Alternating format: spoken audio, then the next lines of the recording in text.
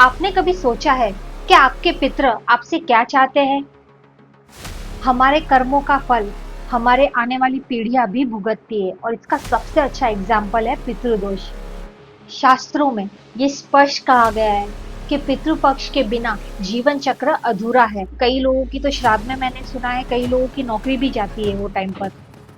क्यों? कि लोगों के सपने में उनके परिजन आते हैं, उन्हें आवाजें सुनाई देती है कि मुझे पानी दो, मैं प्यासा हूँ। 2025 का जो श्राद्ध है वो बहुत ही खास और अलग होने वाला है क्योंकि 100 साल के बाद में ये योग बन रहा है।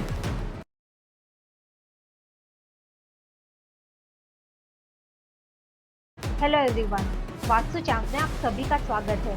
और आज की वीडियो बहुत ही खास होने वाली है कि आज हम बात करने वाले हैं श्राद्ध पक्ष के बारे में। श्राद्ध हम पूर्वजों की याद में बनाते हैं, पर क्या आप जानते हो कि श्राद्ध सिर्फ 16 दिन का ही क्यों होता है? श्राद्ध को पितृपक्ष क्यों कहते हैं? पितृ यानी कि हमारे पूर्वज और पक्ष यानी कि 16 दिनों के लिए जो चंद्रमा की कलाएं है उसे कहते हैं। तो इस 16 दिनों में हमारे पूर्वज हमसे मिलने आते हैं। जब श्राद्ध का टाइम आता है तो हम हमारे मृत परिजनों को याद करते हैं, उदास भी हो जाते हैं थोड़े से, बट ये उदास होने का बिल्कुल भी टाइम नहीं होता।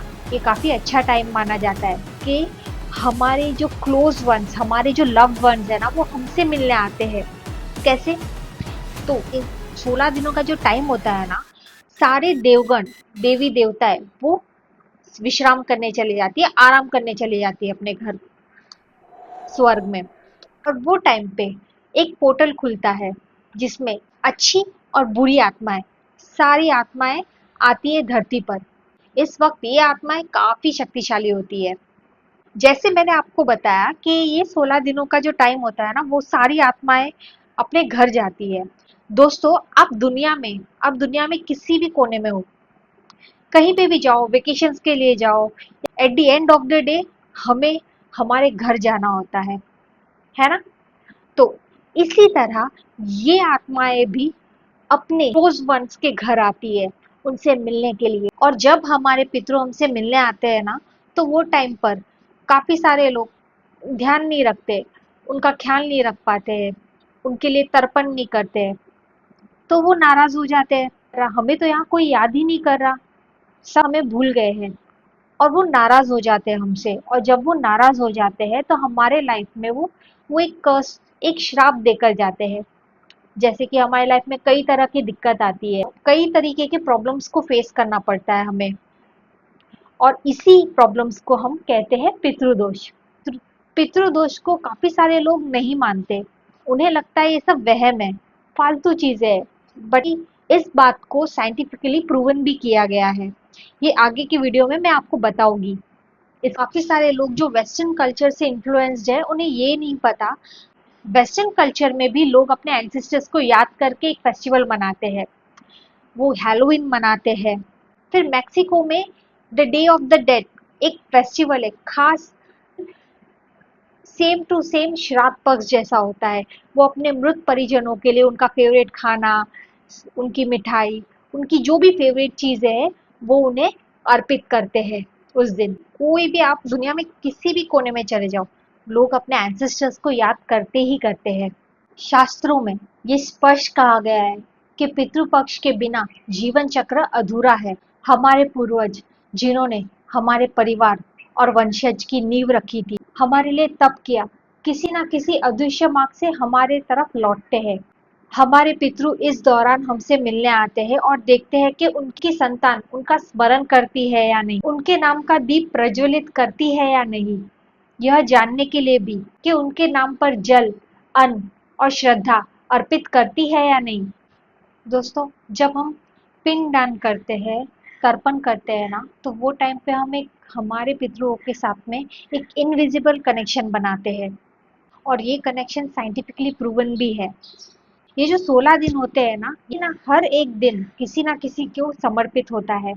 जैसे एक दिन माँ का हुआ, एक दिन बाबा का हुआ, एक दिन दादाजी का हुआ, एक दिन उनका होता है जो अचानक से उनकी अकाल मृत्यु हो जाती है एक्सीडेंट के थ्रू या कोई बीमारी के थ्रू, हार्ट अटैक के थ्रू, जिनकी इच्छाएं अधूरी रह जाती है, जो जिनको पता भी नहीं था कि वो अभी मरने वाले हैं, उनकी अचानक से मौत हो जाएगी। एक दिन उन बच्चों के लिए होता है जो जो बचपन में ही गुजर जाते हैं, और एक दिन पशु पक्षियों के लिए होता है जो हमारे साथ रहते हैं, साथ जिन्होंने वक्त बिताया, हमें बेहिसाब प्यार दिया, उनका भी होता है। तो क्या होता है जब हम श्राद्ध नहीं करते, उन्हें याद नहीं करते? तो जैसे हम हमारे घर कोई मेहमान आता है तो हम उन्हें उनका आदर सत्कार करते हैं, उन्हें खाना खिलाते हैं अच्छे से। तो हम वो क्या करते हैं, जाते वक्त वो हमें शगुन का लिफाफा देते हैं, पैसे देते हैं, कुछ गिफ्ट्स देते हैं।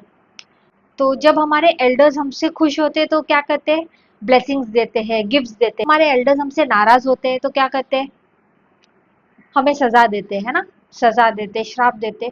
बस यही बस इसी तरह हमारे पूर्वज भी जब आते हैं ना धरती पर हमसे मिलने, तो जब देखते हैं कि उनका श्राद्ध नहीं हो रहा, कोई उनको याद नहीं कर रहा, ठीक से हम रिचुअल्स कर नहीं पाते हैं, तो क्या होता है, हमारे घर में दिक्कतें आनी शुरू होती है। रुक होता बनता हुआ काम रुक जाता है, घर में झगड़े होते हैं, घर का ऑरा बिगड़ जाता है, आए दिन कोई ना कोई मुसीबत हो आती है, या फिर कई लोगों की तो श्राद्ध में मैंने सुना है कई लोगों की नौकरी भी जाती है वो टाइम पर। क्यों? ये पैसों की कमी होने लगती है। श्राद्ध के समय हमारे पूर्वज उनकी अंतिम इच्छा जो जो अधूरी रह गई थी उनके मृत्यु के वक्त, वो पूरी करने आती है। काफी बार मैंने ये स्टोरी सुनी है कि लोगों के सपने में उनके परिजन आते हैं, उन्हें आवाजें सुनाई देती है कि मुझे पानी दो, मुझे मैं प्यासा हूँ। बहुत बार ऐसा होता है कि हमारे पूर्वज मृत्यु के टाइम पर उन्हें पानी चाहिए था बट किसी ने दिया नहीं, तो पानी के लिए तरसते हैं, भूखा रहा होगा, किसी कुछ खाने की इच्छा हुई होगी उन्हें, और वो टाइम पे उसे वो उस समय पर उन्हें वो मिला नहीं, तो वो एक इच्छा अधूरी रह जाती है उनकी। तो इसीलिए श्राद्ध में हम तर्पण करते हैं। इंडिया में हर एक स्टेट में एक खास स्टेपल फूड बनता है श्राद्ध के समय, और वो हम कहते हैं, हमारे बड़े बुजुर्ग कहते हैं कि वो हमारे दादा दादी का फेवरेट खाना है ना? और ये बनता भी है श्राद्ध के समय। अब जानते हैं साइंस क्या कहता है। श्राद्ध का जो प्रमाण है ना वो हमारे डीएनए में भी मिलता है। जैसे हम सब जानते हैं कि डीएनए में ना बहुत सारी चीजें स्टोर होती है, हमारे इमोशंस स्टोर होते हैं, पास्ट लाइफ भी स्टोर होती है, इमोशंस स्टोर होते हैं, इमोशनल ट्रॉमास, अच्छी और बुरी चीजें भी स्टोर होती है। और क्यों कहते हैं कि श्राद्ध के बाद आत्माओं को, हमारे पूर्वजों की आत्माओं को मुक्ति मिलनी चाहिए, मुक्ति मिल जाती है। पूर्वज की आत्मा को मुक्ति मिलती है ना, तो जो हमारे डीएनए में जो उनकी यादें स्टोर होती है ना, वो है ना लोड, हमारा डीएनए है ना लोड शेड करता है उन इमोशंस का, उन इमोशनल ट्रॉमास का, उनके इमोशनल ट्रॉमास का, जो उनकी दुखी यादें थी ना, जिससे वो उनकी आत्मा तड़प रही थी, वो हमारे डीएनए लोड शेड करता है। वो उनकी यादें थी जिससे वो पीड़ित थे। ये ट्रॉमा आपके नहीं थे, ये जो इमोशनल ट्रॉमास थे ना वो आपके नहीं थे, बट आप उसे कई सदियों से कैरी करके आ रहे हो। जैसे कि आपको मैं कहूँ कि फॉर एग्जाम्पल आप कभी ऊंचाई से गिरे नहीं हो, बट फिर भी आपको ऊंचाई से बहुत डर लगता है ना? कभी पानी में पानी में डूबे नहीं हो कभी, बट फिर भी पानी में जाने से डर लगता है, समंदर में नहाने से डर लगता है। क्यों? ये सारे इमोशनल ट्रॉमास है जो स्टोर्ड होते हैं हमारे डीएनए में, और जब हम उनके लिए श्राद्ध नहीं करते हैं ना तो हमारे पूर्वज हमसे नाराज हो जाते हैं, और इसीलिए उन्हें मुक्ति नहीं मिलती, वो अशांत रहते हैं, और इसीलिए वो हमारे लाइफ में दिक्कत पैदा करते हैं। जिन्होंने हमारा ख्याल रखा, पूरी लाइफ, अपनी पूरी लाइफ हमें समर्पित की, तो इन 16 दिनों में, और जब हम उनका ख्याल रखेंगे तभी उनको मोक्ष मिलेगा। बहुत बार ऐसा होता है, काफी सारे लोग लाइफ में, आपने सुना होगा, कंप्लेन करते हैं कि यार मेरे साथ क्यों हो रहा है ये सब, मेरे साथ कुछ भी अच्छा नहीं हो रहा। वो भगवान के पास, भगवान को पूछते हैं, वो पंडितों के पास जाते हैं, एस्ट्रोलॉजिस्ट के पास जाते हैं, बट उन्हें वो उनके लाइफ में जो प्रॉब्लम्स आ रही है इसीलिए उन्हें पता ही नहीं होता कि उन्हें पितृदोष है। इसीलिए श्राद्ध पक्ष के दौरान पूरी विधि विधान से पिंडदान, तर्पण करना चाहिए पितरों के लिए। और श्राद्ध से रिलेटेड है ना कई सारी कहानियां हैं। मैंने लास्ट टाइम रामायण में से एक कहानी माँ सीता की बताई थी। महाभारत से एक कहानी सुनाना चाहती हूँ। ये कहानी है दानवीर करण करण। वो बहुत दानी थे और उनके साथ में पृथ्वी पे उनके साथ में बहुत अनफेयर हुआ था। बट जब वो स्वर्ग मृत्यु के बाद जब वो स्वर्ग लोग गए ना, तो उनके सामने ना खाना परोसा गया। तो उनके सामने बड़ी बड़ी प्लेटें परोसी गई और उन प्लेट में हीरे जवाहरात मोती सोने चांदी के सिक्के थे।